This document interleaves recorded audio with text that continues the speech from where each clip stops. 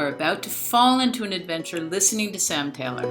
He is the Dean of Academics at a small Quaker school in Iowa that's imbued with not only the precepts, but also the spirit of these passionately humanitarian people. You're going to hear how the school manifests Quaker doctrines in the daily running of its school, and about how its adjoining farm doubles as food source and classroom for the boarding students and staff. I think you're going to feel Sam's love of education on all levels, meaning social, emotional, and cognitive. And don't miss his recounting of the school's service during the Second World War as a safe haven for Jewish and other war refugees. How today the focus is on the well-being of both staff and students through practices such as beginning each day with meditation and bi-weekly support groups for the teachers. And he relates the testimony the school's quiet power has had on alumni, which may very well convince you to include some of these practices in your learning environments as well. You can find other conversations that take us over the threshold of educational adventures at Doorways to Learning, and activities that can expand the reading and writing experiences with your students that are similar to what you're going to hear Sam describe at scaffoldingmagic.com. Now let's open our minds to Sam's description of the power of positivity and the effects of the doctrines of a people committed to community have on its population in this small but remarkable school in Iowa.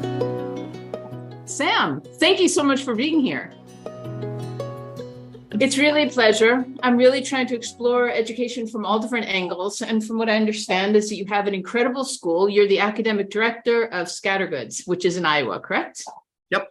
So just so that our listeners have a little bit of context, can you tell me your educational background, where you're from, and what type of schooling you had? Yeah, sure. So I grew up in Northfield, Minnesota. It's a town a little south of the Twin Cities. It's got a couple of colleges there. And so it's a pretty fun mix of being a fairly rural town, but with a lot of dynamism and interesting things going on. Both my parents were professors at Carleton College, and they actually helped start a kind of hippie little elementary school called Prairie Creek Community School.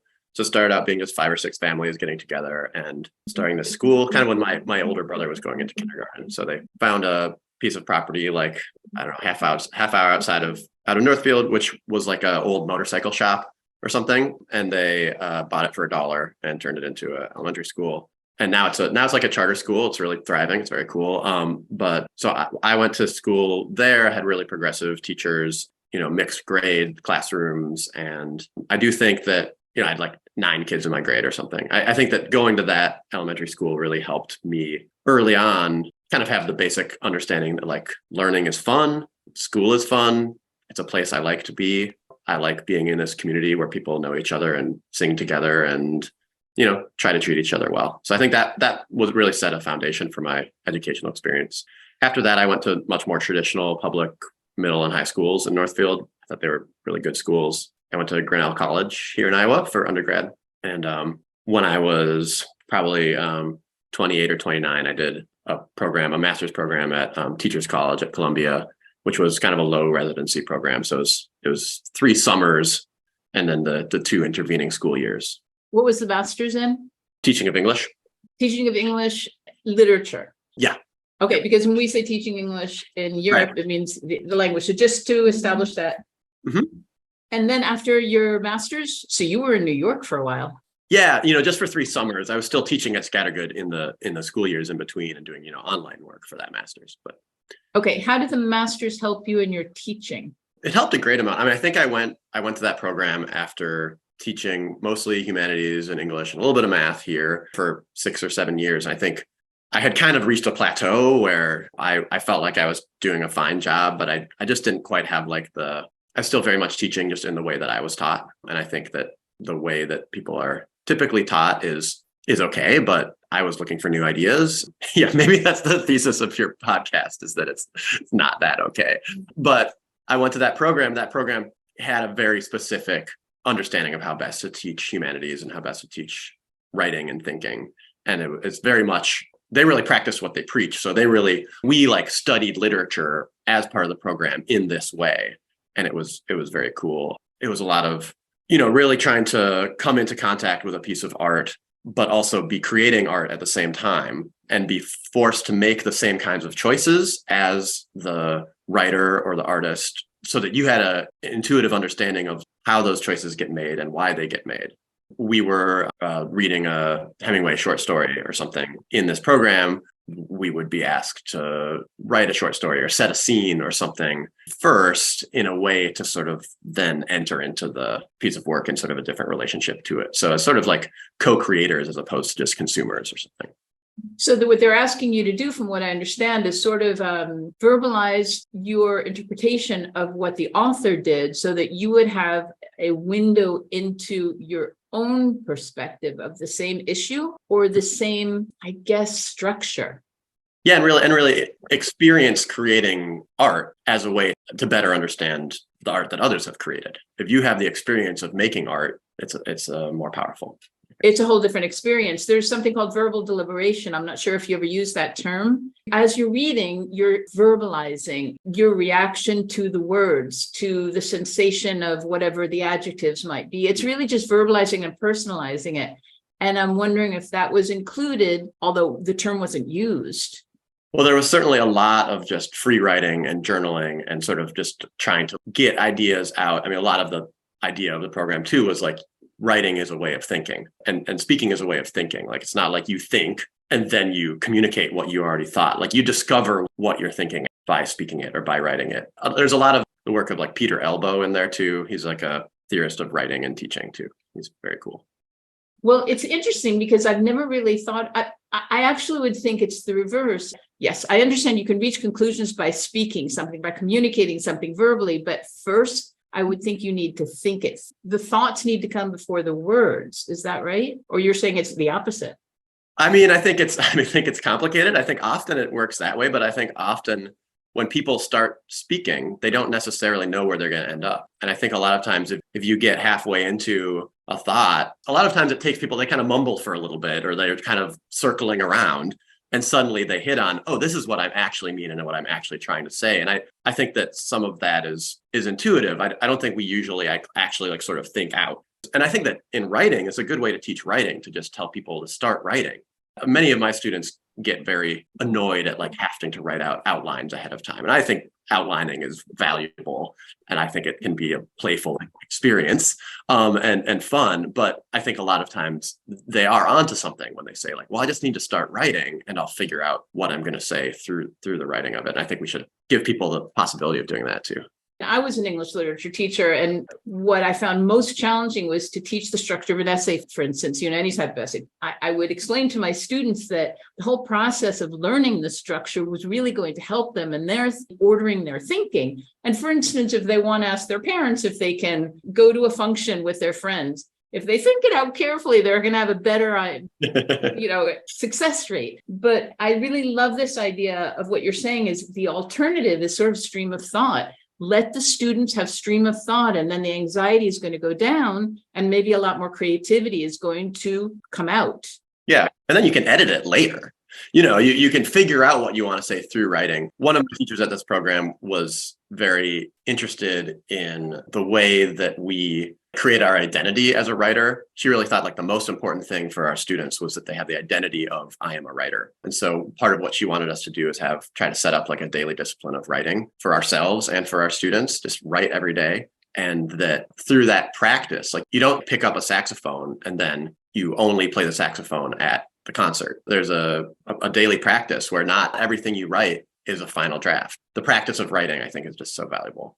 The other thing I want to, it's a little bit of a tangent, but I told you I live in Spain, and what most people don't understand about the States is that it is so big, and I've never really understood how big it is until I lived here for a few years, that the culture is really different depending on what state you're from. And I'm wondering if you came up in any culture shock by being in Manhattan those 3 summers. I loved it. I grew up in a small town in Minnesota. I lived in Honduras for a year after college. Since then, I've been in rural Iowa, outside of Iowa City, and I just loved being in the city. I loved like being able to go for a walk or go for a run and feel like every 3 blocks I was in a totally new place. My first summer I lived in Harlem, and then I was in the Upper West Side, like 90th and Broadway. And that first summer I remember leaving my apartment and just running north, and just, you go through all these micro neighborhoods. You're in Morningside Park, just all all so different. Like, I loved it. I love New York. Yeah. And then you said you lived in Honduras for a little while. I'm asking because all of these things influence our teaching and how we create our learning environment. What specifically do you think you pulled from your experience in Honduras? Well, I became a much better Spanish speaker. I made a couple of really good friends, one of whom is an educator. We have a lot of really good conversations about that.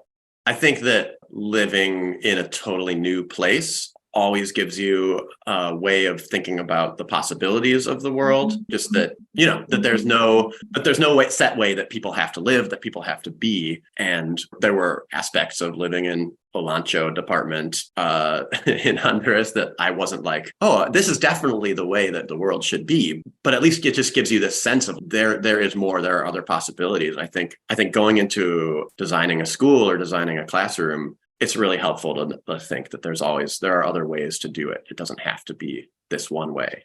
That's a huge lesson. And I think that you probably transmit that to your students, which I do want to get into. I still have a couple of questions about Honduras, just because I was speaking with someone else, Kim Anderson, who's passionate about travel. And her whole thesis, we could say, is that travel helps educate us as a whole person. It helps round us all off. And the other thing is with language, you said your Spanish improved, but also culture comes into language. I believe we're going to be getting into it, that you also promote really strongly living in different cultures so that you can experience their values, experience differences, consider whether your own values might be tweaked, that sort of thing. So let's talk about it. Let's talk about your school now. You're at Scattergood, which is in Iowa, and you're the academic director. I'd love to talk about the ideology behind the school and what you've brought into it personally. Where would you like to begin? Sure. I mean, I could just tell a little bit of the story of my coming to the school. So it's and maybe a little bit about the school itself. So Scattergood Friends School was started in 1890. It was started at first as a by and for Iowa Quakers. Quakers in Iowa were pretty much all farmers, not particularly well off, but a lot of the Quakers back east, like in Philadelphia, often had a certain amount of money. So part of the process of starting the school was traveling out east and trying to raise money out there to start the school. So it's been around for over 130 years. It had a hiatus, so it closed during the Great Depression. And there's still this sort of campus here with a farm and everything. So in 1939, the Iowa Quakers and the American Friends Service Committee decided to open it as a hostel for European refugees, mostly Jewish folks, but not entirely. And so there was something like 200 or 250 folks who came through from 1939 to 1944. That's a whole wild story in itself. Yeah, I'm getting chills just hearing about it. I didn't know that. Okay. Yeah, and there's a cool book about it called Out of Hitler's Reach. Yeah, and people would stay here for a couple of months or 4 months, learn some English, get hooked up with a job, move somewhere else, and incredible thing. And a few of the folks who had young people who had worked in that, as the need for that was ending at the end of the war, they were like, well, we really should get the school back up and running again. So there's kind of the second era of the school began in 1945 and has been chugging along since. So I first found out about Scattergood when I was in Honduras. It was sort of right after I'd graduated college. I went and taught there for a year and then was looking for schools back in the US. I was raised intermittently Quaker. I mean, my parents were sort of all over the place, like a little bit Buddhist for a couple of years, a little Quaker, a little UCC, whatever. And so I just had a sense that, okay, Quakers have a ideological similarity to where I'm at. And I kind of knew something that Quaker schools had a good reputation. So I was just looking at a bunch of different Quaker schools and came across Scattergood, and I was amazed that it had a farm, like big, great working farm. I started teaching here when I was 23 with the assumption that, yeah, I'll be here for a couple of years and then I'll go to grad school, get a doctorate, probably teach college or whatever, and just kind of kept loving it. And I'm in my 18th year now. So could you explain the ideology of the Quaker Friends? Just sort of a easy Quaker 101. Sure. So Quakers were, they're sort of officially called the Society of Friends, but they're mostly known as Quakers. They started in the 1650s in England. They're kind of one of many movements then that were going against the Church of England, which was like very centralized. Government and church were basically the same thing. You were required to pay them money. There was really the sense of like, you should not be doing any interpretation of this religion. You shouldn't be reading the Bible. Just listen to what the priest says and do it.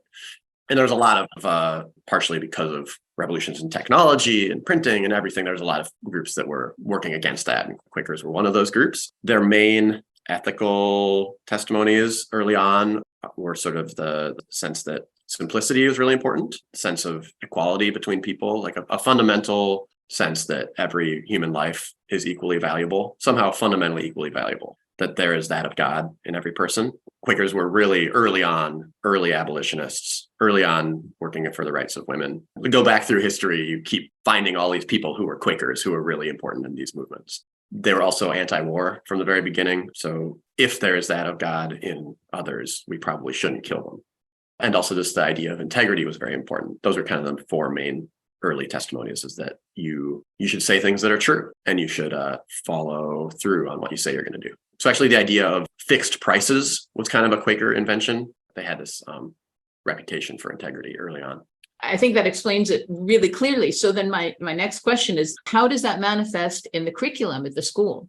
Yeah, maybe two other kind of big things for Quakers that I think also are important for this. So one is that their style of worship has always been, there's not one leader of a congregation. Everyone shares that responsibility. So everyone sits quietly together and anyone who's moved to speak may speak. And then part of that too is that there's traditionally been a real sense of shared decision making. So Quaker meetings are fully non-hierarchical. So there's a sense of the meeting or a consensus-based decision-making process. So we're going to paint the meeting house a new color. There's a way that we need to come to agreement together about what that color is going to be. That's a trivial example. Should we, all of us, not support slavery?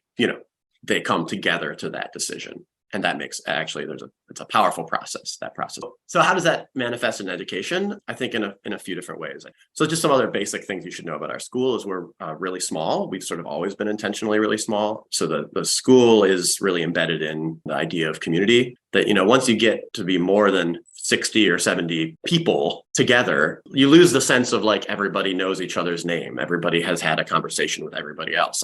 And so I think the school has always been intentionally trying to make sure that we can all fit into one room, And so I think that that's a fundamental part of who we are. And that I think the Quaker testimonies or Quaker ideals are really evident in the school in a few ways, some like more obvious and then some a little bit more implicit. So we do sit quietly together every day of the week, 5 days a week. We also share a lot of decision making. So we have a community meeting every week where all of the students, all of the staff come together. It's run by 2 students and they can bring up issues, or people do educational presentations for each other, that sort of thing. If there's What is the age difference, the age range? Sure. So, since 1890, it was a 9th through 12th grade school and it's a boarding school. So at first, for a long period of its history, it only had boarding students. Now we also have day students. So, all right. Just wanted to establish that too. Please. Yeah. And actually 3 years ago, we opened a middle school as well.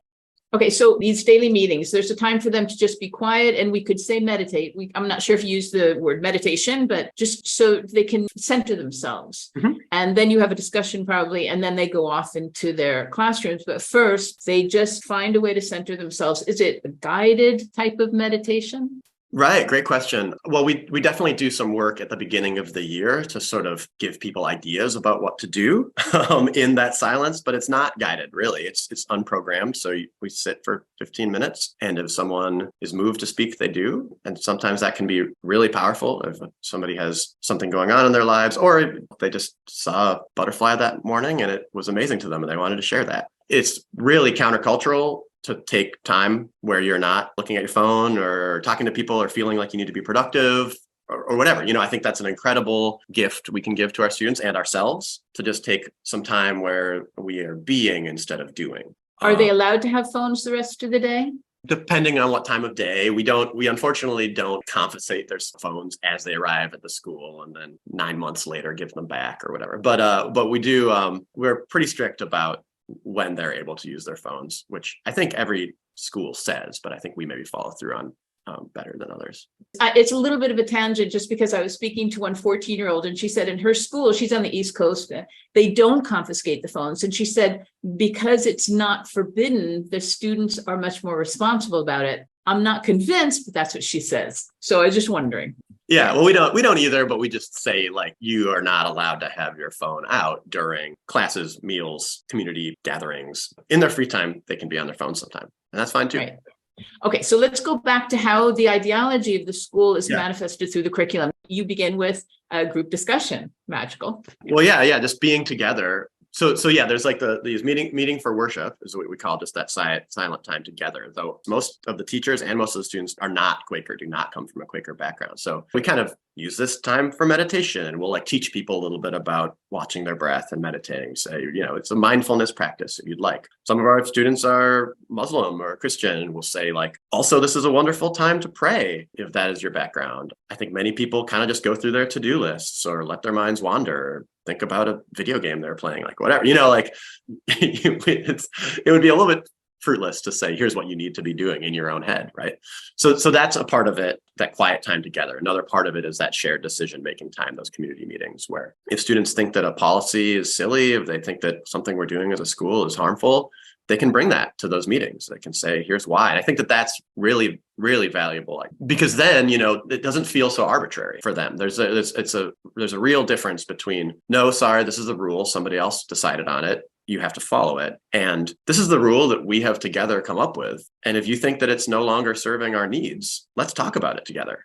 Which is huge, because one thing, you probably know this, I'm just maybe using different terms, is that what we need to incorporate more in the educational day is giving students more agency and co-creating things with them. Because if we're not co-creating, then we're dictators, and that doesn't create a learning environment that's very fruitful. The little I know about the school is that you're project-based and you're also place-based.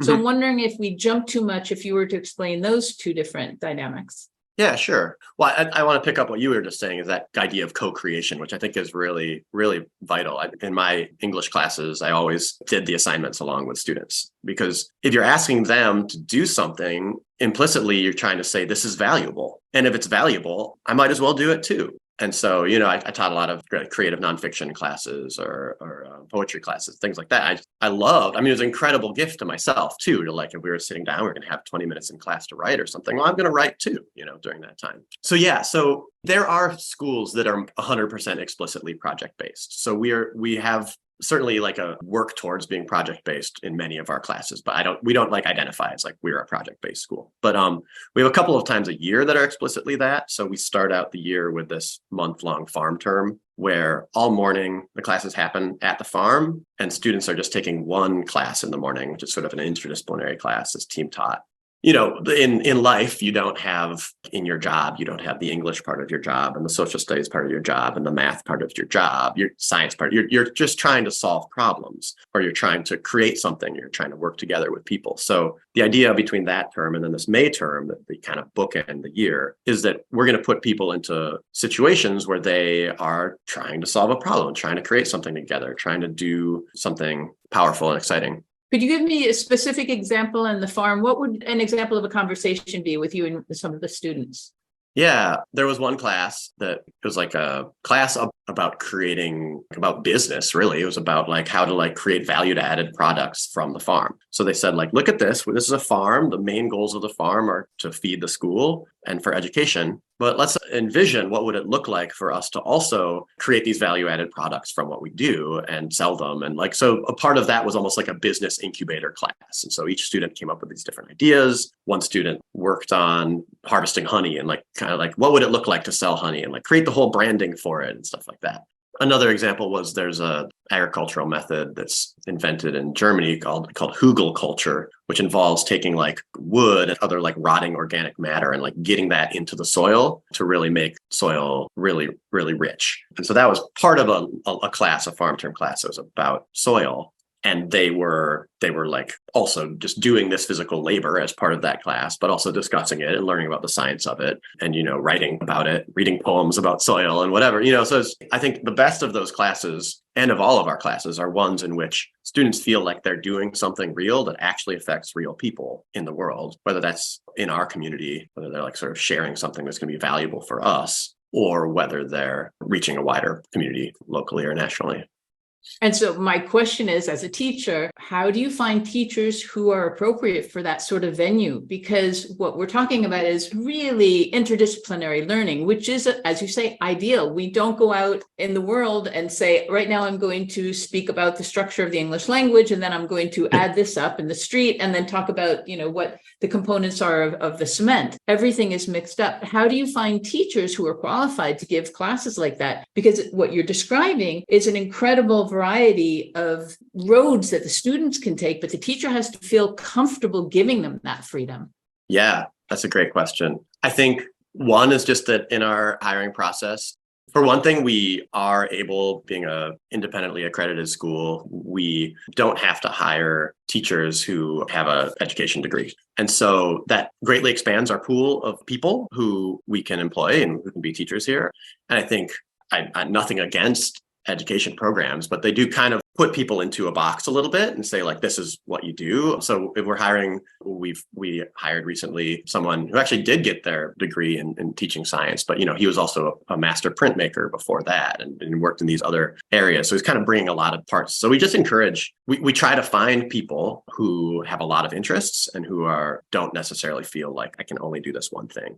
And are they able to work together and support themselves? So if one is weaker in this area and stronger in the other, then they can collaborate? Yeah, so these times of the year where we have these team taught classes, that's very much the goal. We had a class this fall about insects, and it was an English humanities teacher paired with a biology teacher, and they created this incredible class where they were learning all about insects and how they're helpful to a farm and harmful to a farm, but also they were like writing children's books about insects and reading poems about insects and just trying to like come at this from so many different angles. So yeah, absolutely. And that team teaching too, people don't come into the school necessarily knowing how to do this. So the team teaching is really essential for them to be able to learn how to do it as they're going. So we try to pair people who have been here a little longer with people who are new, so they learn by doing it. As the academic director, what is your vision? What are your objectives for the future? I'm really focused on just how do we help teachers in their first year excel? How do we help them learn how to teach in this style? And how do we help them become better teachers throughout their first few years? Because I think it's so vital. We have people come in who are really excited, but they don't necessarily know the best way to do this. And so teaching can be very lonely. You're surrounded by people all the time, but they're not your peers. And so I think a big part of it is just trying to surround, especially our newer teachers, with support. So I've been really experimenting with having really regular meetings especially with our newer teachers, where it's just a half an hour meeting where they set the agenda, say, what are you thinking about? It's just a time for us to troubleshoot. With what frequency? Once a week, once a month? With the new teachers, I've been doing it every 2 weeks. And I think that's good. People are busy. I'm not sure they would want to do it every week, but I think every 2 weeks is a kind of nice clip where we're able to, and obviously we talk more than that, but I think that sort of figuring out how to support teachers. We also do a lot of peer teacher support. So quarterly, like, teachers are in each other's classrooms. That's invaluable. And what you're saying also is, whether either you're doing this intuitively or you're doing it intentionally, is by giving them support, they feel so much more supported that they can then go and support their students emotionally as well. Yeah, well, I think fundamentally one of the things that we think about for our students is that you learn by taking risks, and you learn by being comfortable enough to be playful or vulnerable, and you learn by being challenged and thinking that you can't do it and then getting support and then doing it, right? And that I think we need to model that for our students. Like, we shouldn't be asking them things we're not willing to do. So I think we try to set up a lot of opportunities for our teachers to try to do hard things, but to have support to do it, so that they, with our students, can set our students up to do hard things and have support to do it. And I think it all happens in the context of community. So like I said, for the high school, we're a boarding school. Many of our teachers live on campus here. And it's a lot of people who are coming together kind of intentionally to be a part of this community. And so I think that being in a web of relationships and being in a community is fundamental to all of this that we're talking about, that, we're able to do the kinds of things we do because people feel comfortable with each other. A lot of parents don't understand is that teachers, as you say, someone might have a teaching degree and still not be appropriate in the classroom. And the reverse happens. Someone might be an expert in something and not be a wonderful teacher. I mean, there's so many variations of the theme. And so what I hear you're saying is that professional development is essential, and filling in the gaps where a teacher might be very comfortable in one area and not be comfortable in another. How do you promote emotional health at the school with the teachers and with the students? Yeah, we do a lot with the students. The person I share an office with is our dean of students, Sonia, and she's really incredible. And she's also been working the last couple of years to put together a really coherent sort of social emotional curriculum that runs parallel to like maybe the more academic program. So we do it somewhat through our classes, but also each student has an advisor. So our teachers have 3 students who are their advisees at a given time. That student advisor relationship is really helpful for their emotional health. I think that there's the people who work in the dorm who are like there for students in the evenings as their dorm sponsors are really vital for our students' emotional health. So I think, actually, speaking of like classes that do real things, we had a health class a number of years ago that did a lot of research on sleep. I said, just like the number one thing we can do to be emotionally healthy and physically healthy is just get enough sleep. And one thing that they found, this was a long time ago, you hear it a lot now, is just that people should not have phones in their rooms when they sleep. Or any technology, really. Yeah, anything that can connect to the internet, right? So we instituted that like 10 years ago. I think that's been really great for people's emotional health. And you asked, what do we do for teachers?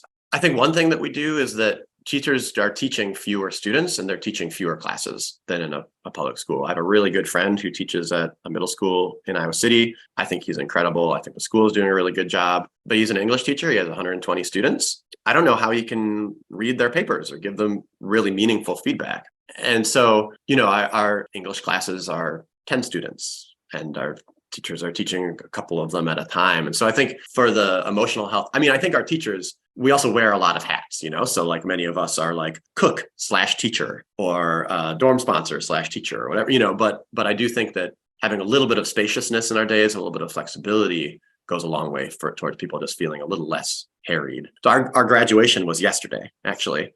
I don't know. People were exhausted. Like we worked really hard, especially in that last week. There's a lot of hoopla and festivities and whatever. But, there wasn't like the feeling of, I can't wait to get out of here. There was a feeling of like, wow, we did this together. And I think that comes from a sense of people feeling supported.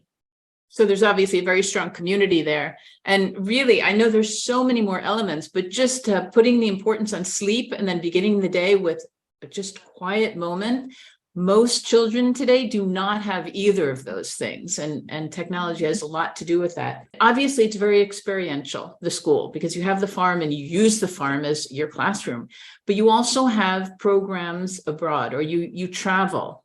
Can you go into that a little bit? Explain why you do it, what your objectives are, and what the students get out of it, and Sure. It's been kind of a part of the DNA of the school for quite a long time. I have a coworker who went here and graduated in 1984 or something, and he spent 2 months in a village in Mexico, like helping build a school when he was a student here. So it's been something we've done for a long time. It's taken different shapes, but it's been pretty similar for my time here. So it's mostly try to offer an option primarily for juniors and seniors that they can go to a trip abroad, pretty much always to Latin America. The size of our school makes it so that the main language we teach is Spanish. There are independent study options if people have come in with another language and stuff. I've actually led 6 of these trips over my time here, so I'm in a pretty good space to tell you about it. The trips happen for 3 or 4 weeks. And the real goals are for students to be immersed in the language, immersed in the culture, have time and space to reflect on that. And also we do a lot of community service. So we do work within the communities. So I think that there's a vision of these trips that could just be like going around to touristy spots. And that's not really what we're about. We really want to get into a place and learn about it and get to know people. I think the homestays are the most important part of it. When we're able to make that happen is where students are living in a family, and the first week, they're scared and don't feel like they can quite understand. And by the time they're done, they feel so much more confident in their language abilities, and they feel like they have a new family. And you said they do community service as well? Yeah. So the first 2 years that I led the trips, we went to Honduras and we stopped the geopolitical situation in Honduras got pretty rough. One example of the work we did was we got together with this organization and they build really cheap, really simple stoves. So we went out in little teams with their folks and helped build stoves for people's houses. So a lot of the traditional stoves people were using were like the smoke was just in the house and they were relatively inefficient. So people had to gather a lot more wood. So it was just about trying to help people get more efficient stoves. So it's that kind of thing. I'm wondering how the students process their experience afterwards. And is it something that you encourage them to do in the school, or really they just do it with their families once they get back home? Yeah, during the trips, we would meet and journal, not every night together, but every couple of nights, just and then have some quiet journaling time and then kind of share out with each other and just talk about what we were thinking and feeling. It's a huge experience for many of the students. This is their first time living in another country. There's just so much happening inside of them in those moments. I think for many of them, their first time sometimes being confronted with real poverty. And so I think there's ethical and emotional things happening that are so much happening all at once. And so I think just having a little space to just journal and talk about it and think about it in the moment is helpful. And then when we would come back, we'd have a couple of days where we were doing a lot of processing of that. And also in doing that processing, also trying to create something to share with the rest of the school, sort of a presentation or that sort of thing. So sometimes it was just curating a lot of photographs and talking about what we thought was most important to share and then trying to share about that. What are your hopes for these students? Ideologically, what are your hopes for them? First of all, do you believe in higher education? And what are your hopes in general for these students based on the ideology that they've experienced in the school? Yeah. Well, maybe I'll answer the second one first, partially because something that a parent said at the graduation yesterday encapsulated it so well for me. This is a woman from Germany who had gone to the school in the 80s, and then she's sending her 2 kids there, and one of them graduated yesterday. And she said, making me cry, of course, and everybody else, but she said, I think this is the best school in the world, which was nice to hear. I'm like, I don't know that that's true, but we do some cool things. And she was a journalist. She covered a lot of war, Syria, Lebanon, places. And she said that what she took away from her time at Scattergood was this sense that there is a place where there is a sense of peace, and that she felt like she had a sense of peace in her heart that she could kind of come back to, even if she was surrounded by really crazy things. And she said that what she hopes for these graduates is that they will be able to confront difficult things in the world, but they will know that there is also this still place inside of them where they can sort of recognize the fullness of themselves and have a place of peace within themselves. And so I guess that would be my hope for my students, I guess. One of them. Do I believe in higher education? Yeah, depending on the kid. I think if you really want to go to college, I think you should definitely go to college. And I think there's a lot of economic data, not that economic data is the only data that matters, but there's a lot of economic data that just says people who go to college do, over the course of their lives, like live more comfortable lives. Now, is living a comfortable life the goal? I don't know. Anyways, but I think if you don't want to go to college, you certainly should not go to college. I think there's way too much of our culture that pressures students to, this is the only way to live a valuable life is to go to college and get a job to pay off the debt from college or whatever. We have a lot of students who go to college. We have students who go to community college and then on to a 4-year college. But we also have students who take a gap year to be worldwide organic, woofers. We have a student who's really into welding and is really hoping to get an apprenticeship in welding. We have a student graduating this year who's got an apprenticeship lined up as a tattoo artist. So we really want to honor all the paths that students could go on. I got a lot out of college. I loved college. It was a great path for me, but I think it isn't for every kid. And a lot of it is the social aspect. When you're 18, you're on your own in the States. And so there's value in that. But I think that what you said was magical. If you go to college, the statistics show that usually you lead a more comfortable life. But then we have to really define what's a comfortable life. And what you said just before that is that no matter what they choose, if they can remember that really peaceful center, then no matter what they do, they're going to have a more comfortable life. And I think that really is the goal. It sounds like what you're saying. Well, I think maybe the goal is not to be comfortable, but the goal is to, I think way too much in our culture, and maybe this is coming back to phones or social media or whatever, is that people default towards safety now more than they used to. I'm all for safety, but I think that people also need to feel okay to challenge themselves and to take risks and to get outside of their comfort zones. And I think what we really try to do here is try to scaffold that for people to say, you're going to do hard. I said this already, but you're going to really do hard things, but you're going to be supported while you do those. And I guess that would be my hope, is that students go out into the world with that understanding that they can continue to do harder and harder things and can know that there's support for them as they do those things.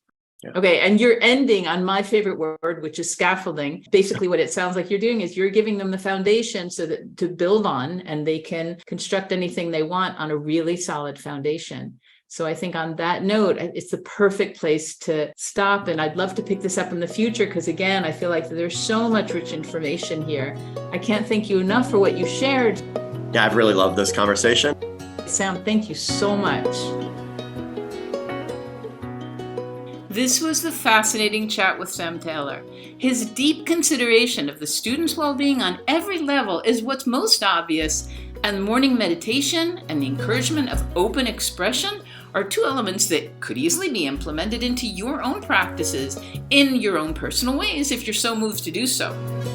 You can find other conversations that open doorways into educational adventures that you may have known little about before at Doorways to Learning with Donna, and more information about how to promote student agency at scaffoldingmagic.com. In the meantime, have fun in your classes and at home, and see you soon for more.